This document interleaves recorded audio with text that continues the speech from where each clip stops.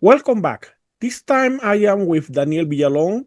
He is an expert in international affairs and also a former member of the Argentinian Diplomatic Corps in Russia.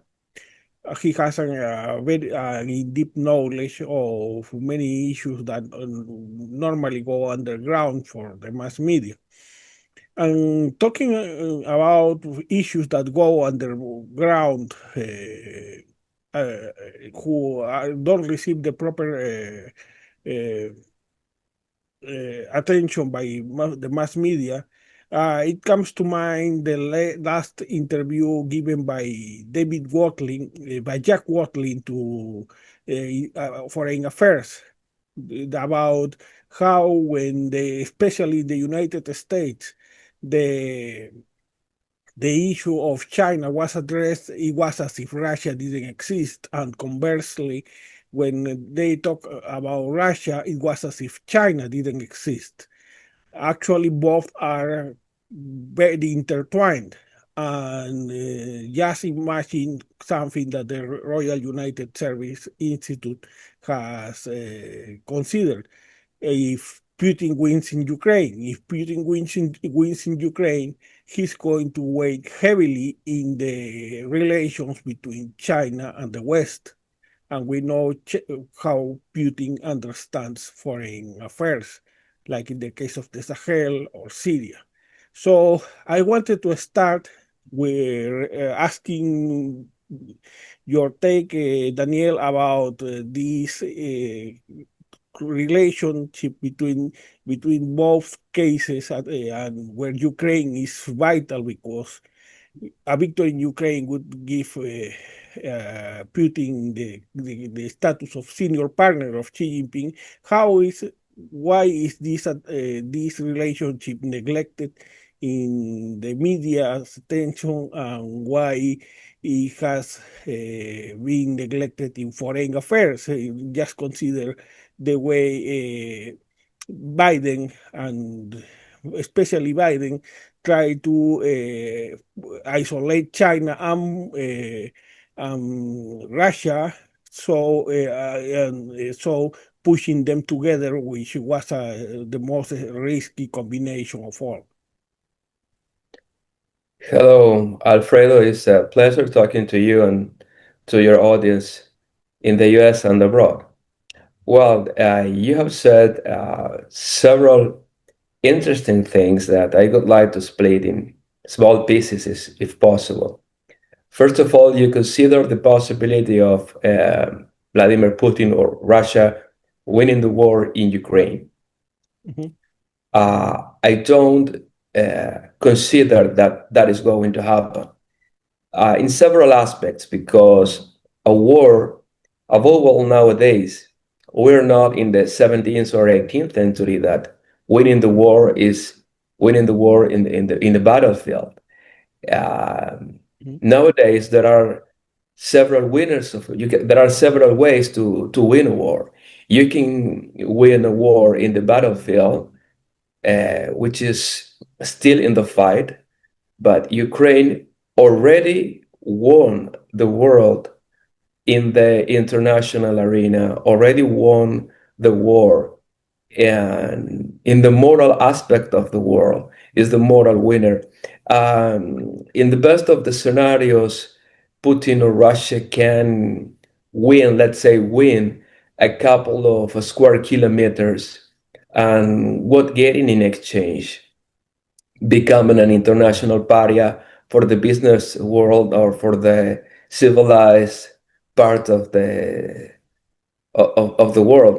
That is not winning a war itself. So, and also the role of China in this. Mhm. Well, we have to take into account that uh, China is the big winner of this international scenario that we're living these days for several reasons. First of all, and that is very important when we talk about China, that they do not see the world, they do not see the reality with the same eyes that we do, because we see let's say, one generation ahead, and they look Mhm.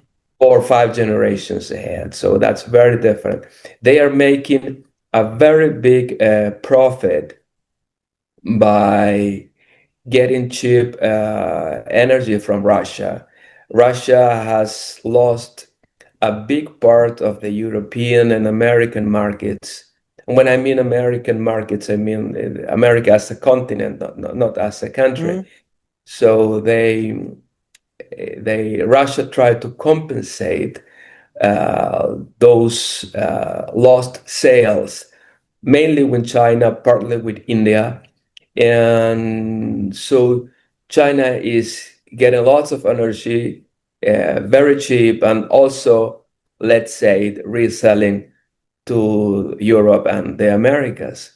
So uh, China is getting cheap energy, cheaper energy than usual.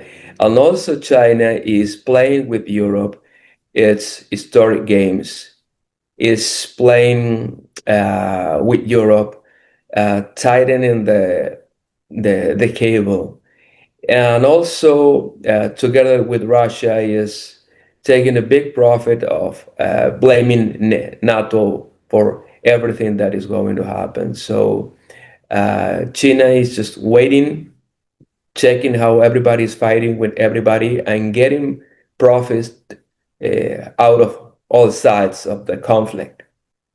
Yes, but my concern is that for Russia, what they want for in Ukraine is not just a few square miles of territory. What they want is to destabilize Russia and install another Yanukovych to turn it into Belarus.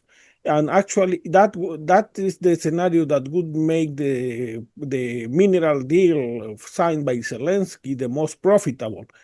And with respect to China, it's true that in the short term they need the West because of trade.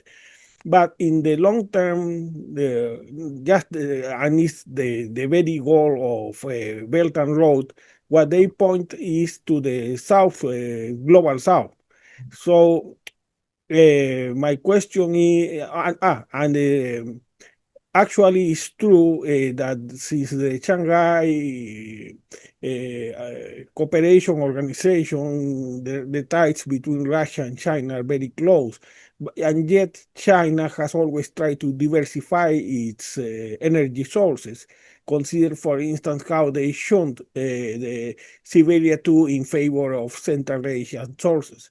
So in other words, China would be much more comfortable with Russia, with Putin as another Kim Jong Un, that as a senior partner. Would you share this appreciation? Yes, because we were saying more or less the same with different words. When I mentioned Russia winning the war, just winning a couple of square kilometers in Hmm. Ukraine, imagine after 1 million lost Hmm. soldiers, they could get just a small percentage of the territory of Ukraine that they do not have the securities that they will keep it for the rest of the life. So I was talking about the picture of, and you were talking about the film. You Hmm. were talking about the movie. Of course, Putin or Russia is not going only for the square kilometers that they can Hmm. get in in Ukraine. Hmm. They have in the they have in between the two eyes, they have Poland and they have the Baltic countries. Baltic countries Hmm. have been the ones that have helped the most Ukraine, just because they understand very well that they are number two in this story. So, of course, Yes.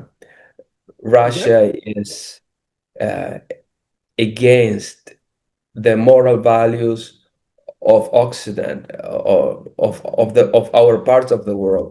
They are Yes. not coming for a couple of square kilometers. They are coming for our values. They are coming for our societies.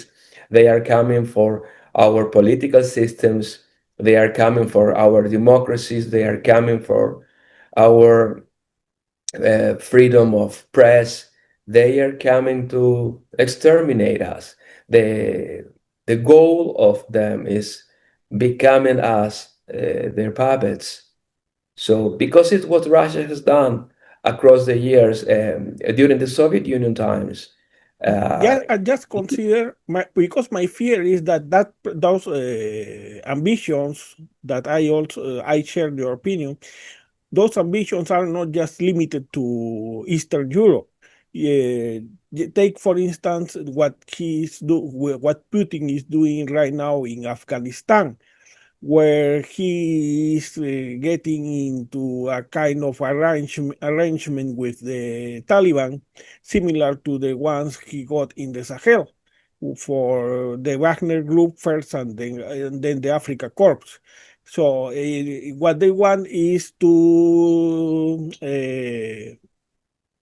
neutralize the threats to the exploitation of lithium for China, because China has been after Chinese lithium since the Americans left, and at the same time get enough security to get a pipeline that could get their oil closer to Iran, which Iran is with China the two one right now the two lifelines of the Russian economy.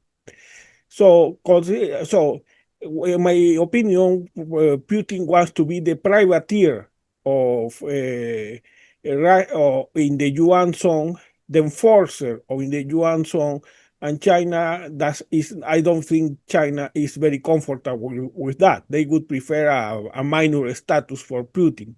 So, if so, would you agree with the proposition that the West foreign policy should be aimed at isolating Putin and getting to an agreement with China, especially starting with trade? well, that's my point of view since 2003, 4. Mhm, Um, once in our previous correspondence, we interchanged a couple of words mhm, with the with that interview of Yuri Vesmenov when he said mhm, that mhm. whatever interchange, commercial interchange with Russia, whatever interchange of technology, transfer of technology, you are feeding a machine whose final goal is to exterminate us. So uh, for me, that's the attitude towards Russia since many many years. I think this way. I am not thinking that it should be isolated uh, now after the invasion of Ukraine. I think that way since many years ago. Yeah, even the Rand Corporation proposed that some time ago, a couple of years ago, in the web page when they said Russia is a rogue, China is a rival. But a trade deal with China to address besides their excess capacity on export is our problem too, since they are the second economy. So if China cannot revive their economy, it's going to be also our problem. And yet that's only one part of the solution. The other is that Europe must take their defense seriously. That implies upgrading their defense system that is fragmented and subject to very local petty interests. So what would Mercy is trying to do this, but so far the problem, in my opinion, is that there are no clear guidelines, public guidelines to put pressure on the countries that are part of this alliance of the willing to take that upgrade in defense seriously. What's your take on this?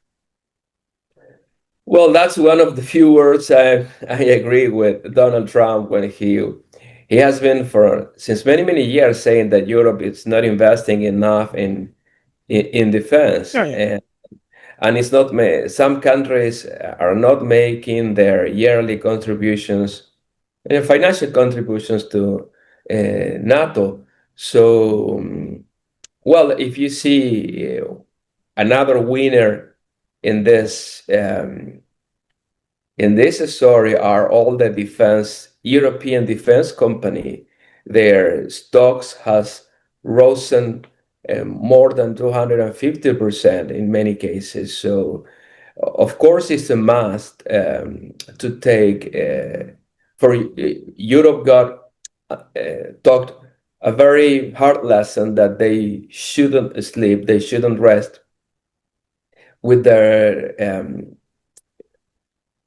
defense programs because Russia was very smart to put Europe to sleep in terms of Mhm, defense. And also, Russia was very smart financing on all these green movements all in Europe, especially in Germany, provoking them to close the nuclear power mhm. plant so and become more dependent from Russian gas. All these hydrocarbons, these resources, have never been a merchandise for Russia. They have been always a mean of political manipulation. So now, with the Mandy's newspaper, we all understand what was doing Russia since 2005 up to now with the energy policy towards Europe, the United States, and the Americas and the rest of the world. So they were very smart in using as weapons the the all the production or extraction of energy resources. But that is not only the amount of money. They have pledged 800 billion euros.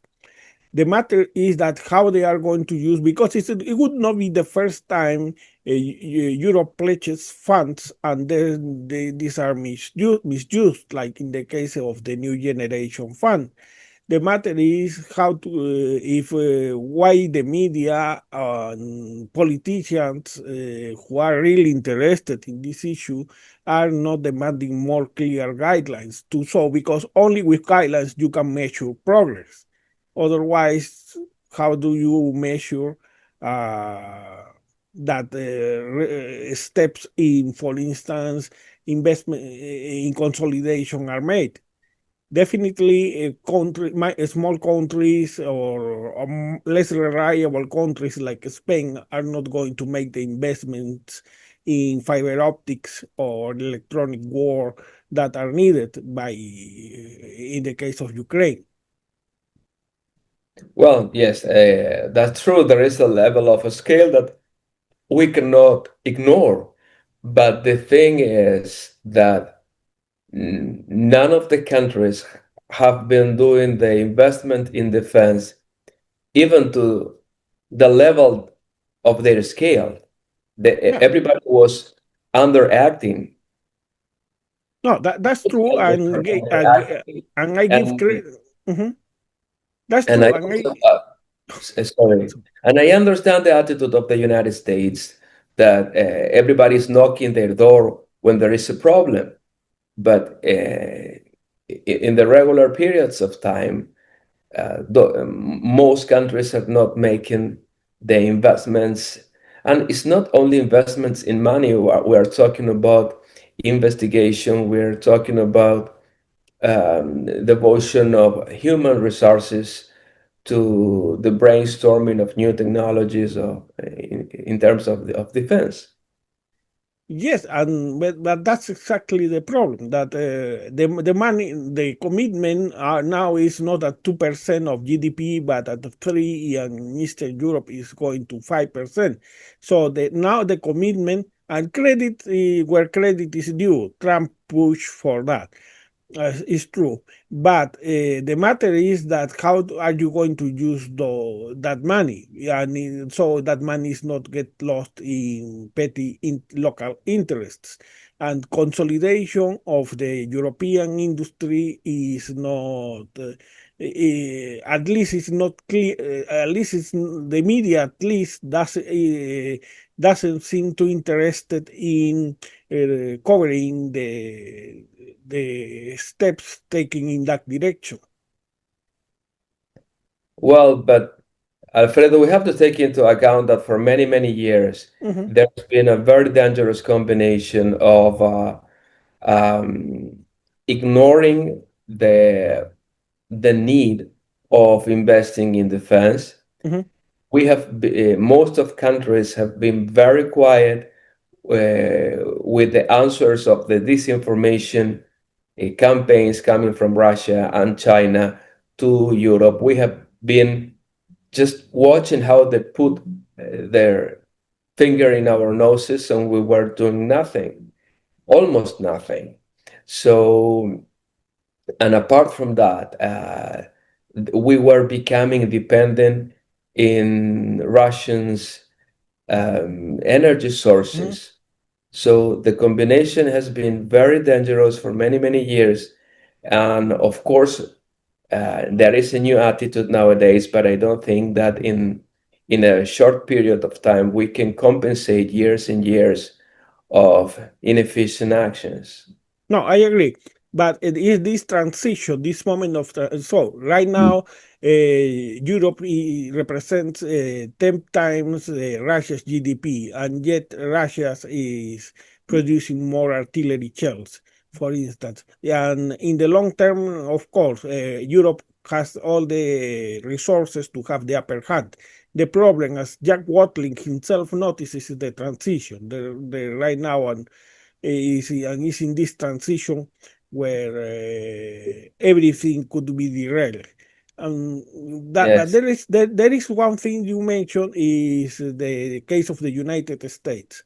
Yes, but Uh, Alfredo, the comparison is not logical, and let me explain you why. mhm, You're saying the European Union has 10 times the GDP of Russia. mhm, And we are talking about the investment of in terms of defense. There is something that we cannot ignore. We, as Occidentals, mhm, we have an idea on what is the value of a human life. mhm. The amount of people that can die in a war, that understanding is very different for us and for Russia. So just the idea of 1 million people, young men, that is illogical for most of the reasonable minds of our societies. That's something that cannot happen. And that is something that is not provoking a blink of an eye of Putin and the huge percentage of the Russian population following him, supporting him. This is not Putin's war, as I often listen to. It's Russia's war because Putin has a high percentage of support inside his country. Oh yeah, the So, most part of the Russian elite, even the church, the Russian church, the Orthodox Church, is supporting the war. But now that you mentioned that, is my I would like to make you a question. Is but our societies are not ready to put our populations starving for using the money to make a war. We are not ready to exterminate a big percentage of our young populations to steal somebody's square kilometers. It's not part of our minds. and that's precisely where there is something that concerns me is you have in the you because and I wanted to make you this question because you have a deep knowledge or from inside of the Russian society is that you have concerns unavoidable concerns about the fragility of the Russian economy because it's overheated because of the war. You have countless complaints about from wives that because their husbands are sent to the war as to a grind machine because they don't even come with proper training because well it's not surprising that Putin is doing exactly what Stalin did against the Nazis, that is practically send endless waves of Russians against the Ukrainian lines. You have many reasons to use propaganda where Russia has planted disinformation in the West, we could plant information in Russia to try to erode the public support for Putin. My question is, do you find any evidence of the West doing that Uh, in in of Russia? in Russia, I don't take into account that most international channels Mhm, that having their correspondence to Russia have mhm, been expelled before mhm, or at the beginning of the world. mhm. And the control in the media in Russia is absolute. And YouTube is blocked. Many of the websites of the newspapers of Occidental countries are blocked. So there is no freedom uh, of a speech of press in Russia. No, So yeah. But is it, the West even at least trying to penetrate with propaganda, information as propaganda? Because not as a policy of a state, not as a policy of a state, because mm, most of this part of the world we respect the autonomy or the we don't interfere in the internal politics of other countries. It's not something that we know. It's something that we not do. So but America, at least American administrations have done that in the past. Actually, they did that against Putin during the Obama administration, and that's one of the main reasons Putin took revenge against Hillary Clinton. The, yes, but there were no look. and it's There were and propaganda is media a like. legitimate is a Uh, legitimate tool of war. Radio Freedom or the Voice of America, but that is not something that was illegally penetrated to the Russian Federation. It was just a media legally generated in the territory of the United States under the laws of the United States, paying taxes to the United States with very clear funding. And if somebody could take it, okay, but it's not something that was illegally penetrated to the territory of a foreign nation. So we do have a multiplicity of voices, yes, and that is something that is not happening in the territory of the Russian Federation, and that's uh, I wouldn't like to make this story much longer, but there is a long, long list of independent journalists assassinated in Russia since Mhm. he came to power. Well, I wrote an article for the Day of Journalism, Journalist Day, a couple of weeks ago. That was my article about the 10 Russian journalists, independent journalists assassinated, where most of them were women. So, but there seems to be no serious effort from the West's intelligence to at least introduce some information using the internet.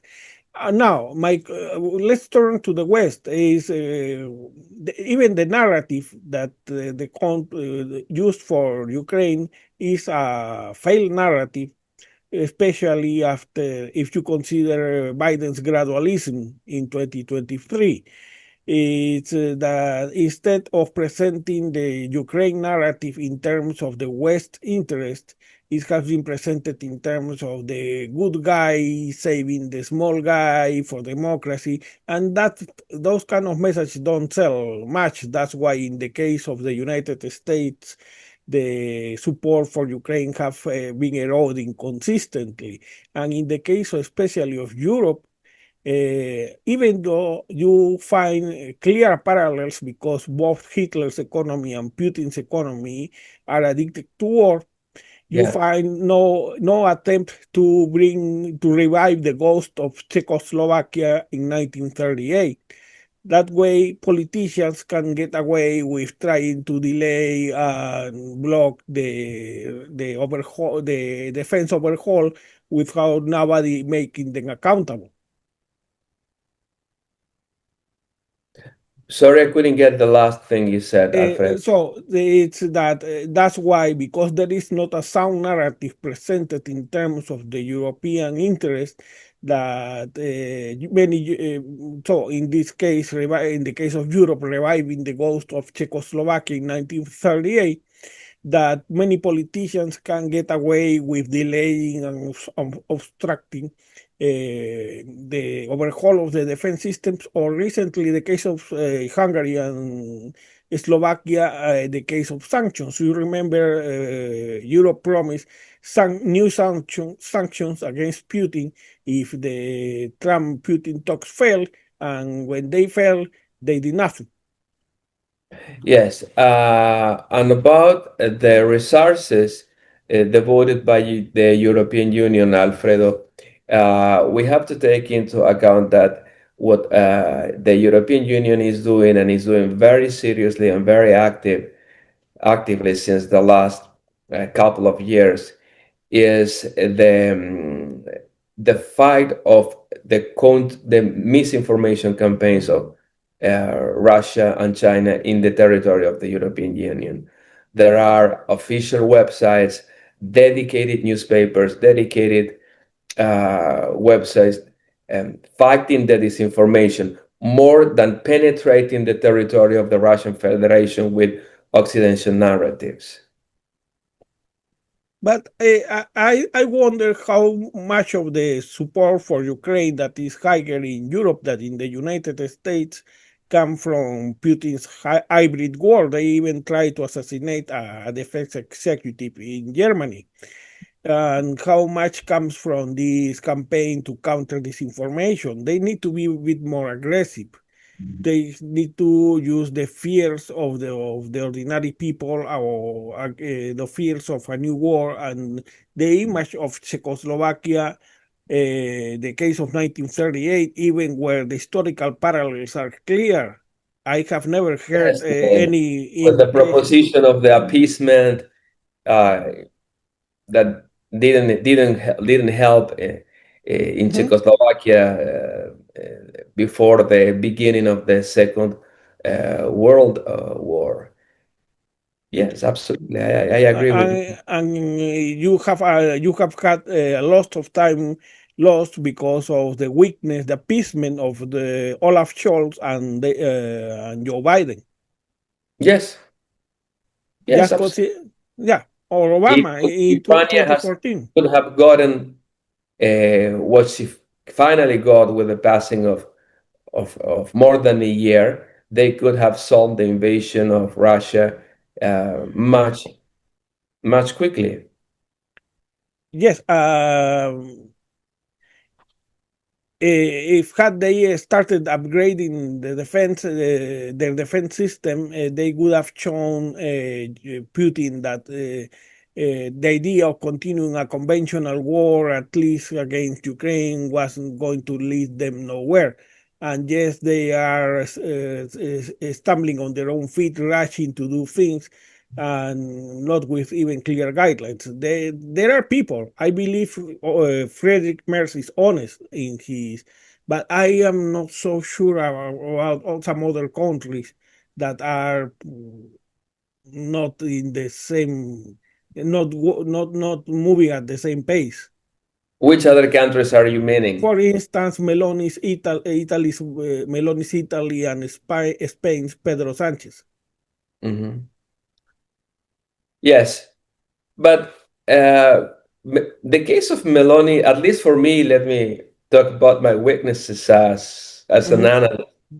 Um, Meloni is very hard for me to understand Hmm. from point of being the point of view of being a political analyst or international analyst, because some days she acts so brave against because she's brave against the Russian invasion of Ukraine, and some other days she has speech more similar to Orban and Putin.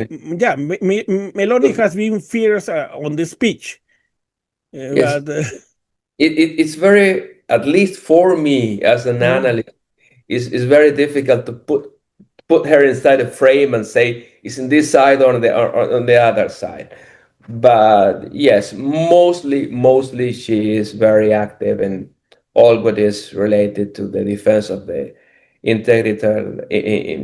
integrity, territorial integrity of Ukraine, and she has been very nice receiving Zelensky everywhere. And Yeah. She has not trying to obstruct, for instance, aid to Ukraine, like Orban, for instance. But beyond the level of the speech and moving to the level of action that is necessary, I still find her wanting.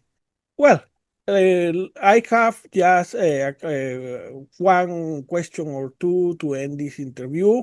And let me again thank you for your time. And is how reliable is the United States as partner in this endeavor to end, to really end the Ukraine war? Because you see, the I'm not talking just about Trump. I am also talking about Biden. Consider that in the case of Trump, to make it short, you see that just recently, according to Zelensky, Trump has diverted 20,000 missiles to other uses, and those missiles has been earmarked by Biden.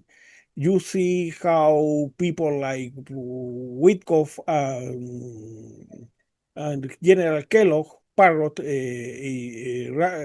constantly Russian propaganda. Even Trump himself, he was repeating the existential threat narrative from Putin. So, how reliable do you think is the United States, at least while Trump is in power, in this endeavor to precisely isolate Putin and overhaul the European military to levels that make him understand that his military adventurism has no future. well, the United States is always a reliable partner, but not only is the most reliable partner in the world, always. The temporary nuance is that Mr. Trump is the Mm. president. Mhm. Both Putin and Trump are old-fashioned. Trump thinks that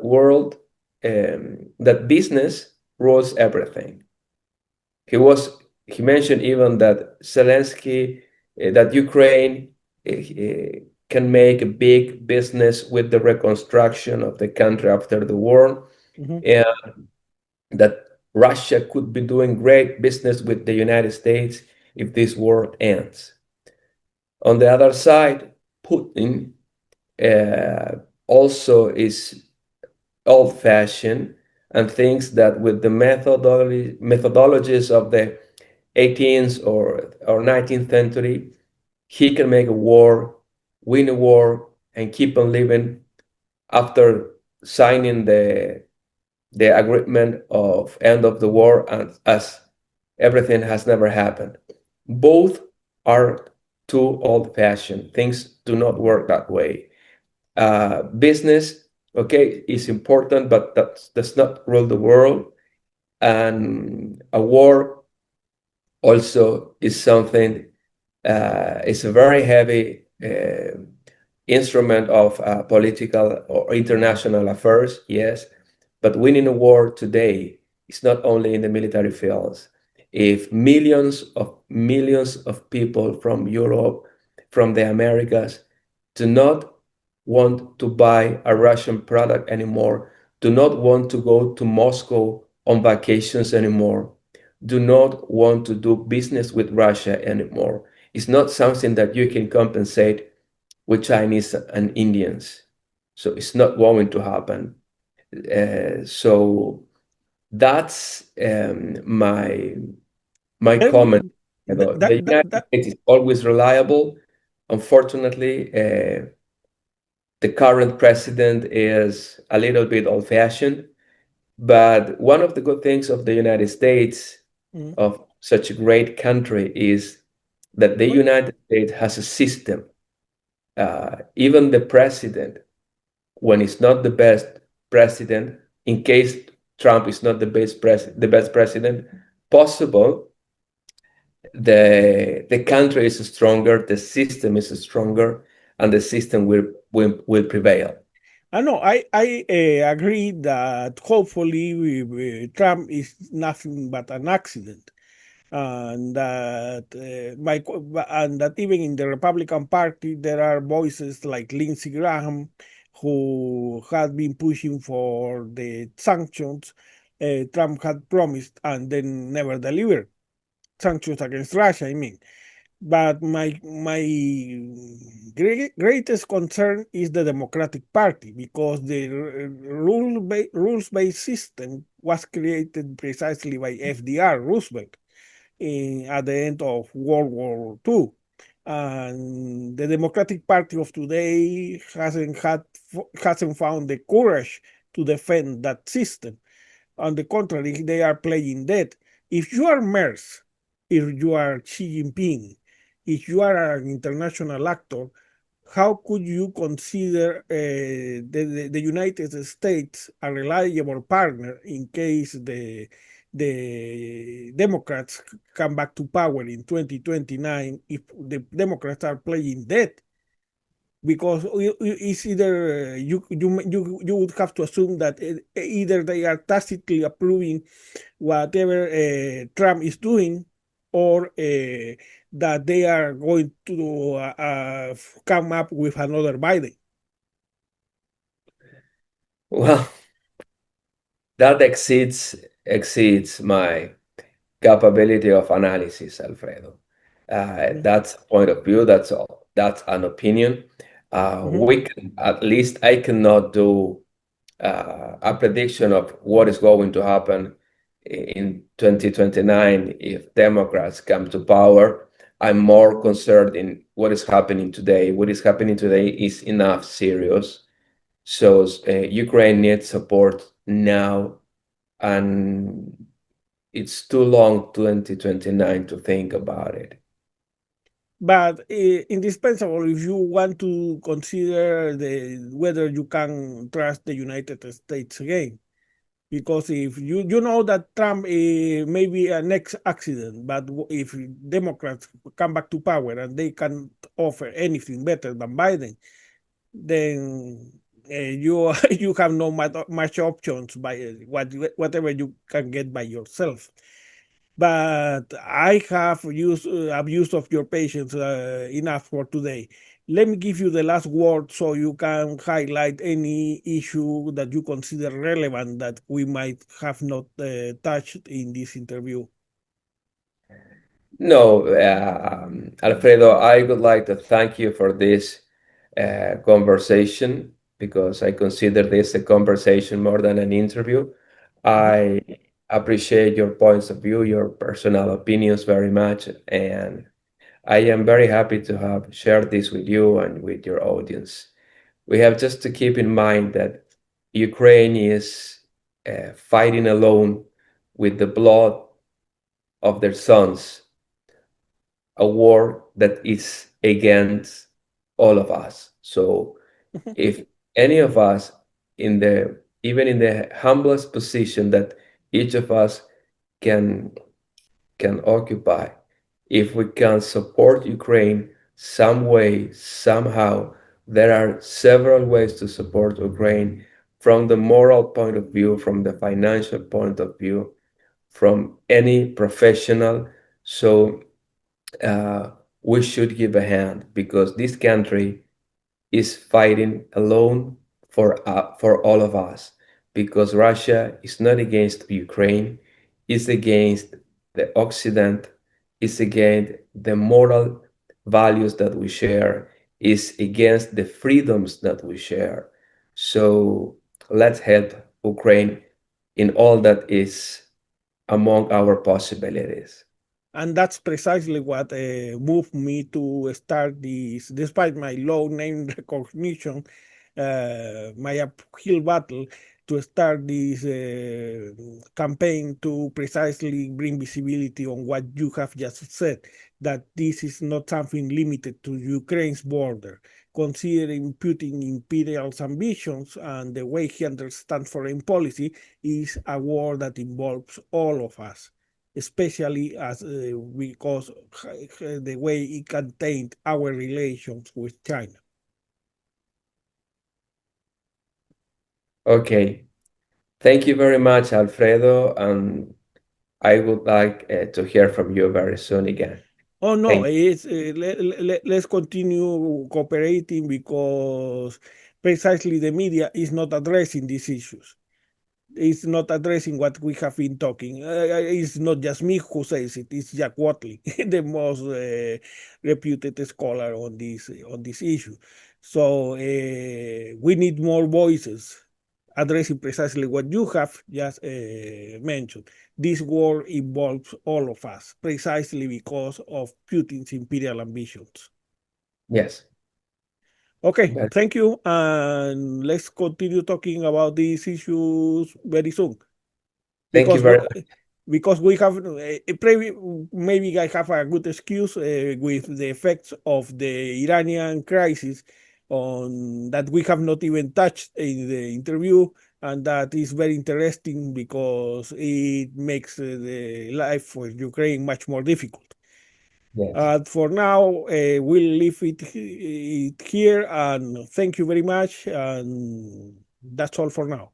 Thank you. Very welcome, Alfredo. Very welcome.